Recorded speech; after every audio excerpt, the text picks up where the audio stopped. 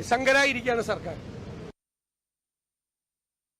വന്യമൃഗഭീതിയിൽ കേരളം സാധ്യമായതെല്ലാം ചെയ്യുന്നുണ്ടെന്ന് CPIM സംസ്ഥാന secretary MV Govindan master. തുടരുന്ന വന്യജീവി ആക്രമണങ്ങളുടെ ഉത്തരവാദി കേന്ദ്ര ഗവൺമെന്റാണ്. കേന്ദ്രത്തിന്റെ സഹായത്തോടു കൂടി മാത്രമേ സംസ്ഥാനത്തിന് വന്യമൃഗഭീതിയെ അകറ്റാൻ കഴിയൂ എന്നും MV ഗോവിന്ദൻ മാസ്റ്റർ കൊച്ചിയിൽ പറഞ്ഞു.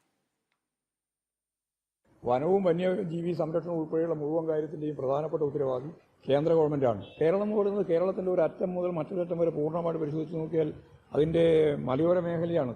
അത് മുഴുവൻ കാടുമായിട്ട് ബന്ധപ്പെട്ടതാണ്. അവിടെ മുഴുവൻ വേലി കെട്ടുക അല്ലെങ്കിൽ പ്രത്യേകമായ സംവിധാനം ഉണ്ടാക്കുക എന്ന് പറയുന്നത് സംസ്ഥാനത്തിന് മാത്രം സാധിക്കുന്ന ഒന്നല്ല. അത് കേന്ദ്രത്തിന്റെ കൂടി സഹായത്തോടുകൂടി മാത്രമേ സാധിക്കുള്ളൂ. അതിന്റെ പ്രൊജക്ട് തന്നെ കേന്ദ്രത്തിന് ഗവൺമെന്റ് കൊടുത്തിട്ടുണ്ട്.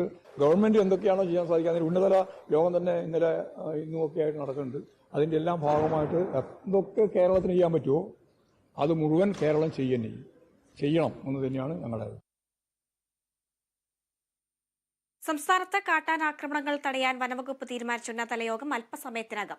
യോഗത്തിൽ എല്ലാ വിഭാഗം മേധാവികളും പങ്കെടുക്കും. ഉച്ചയ്ക്ക് 2:30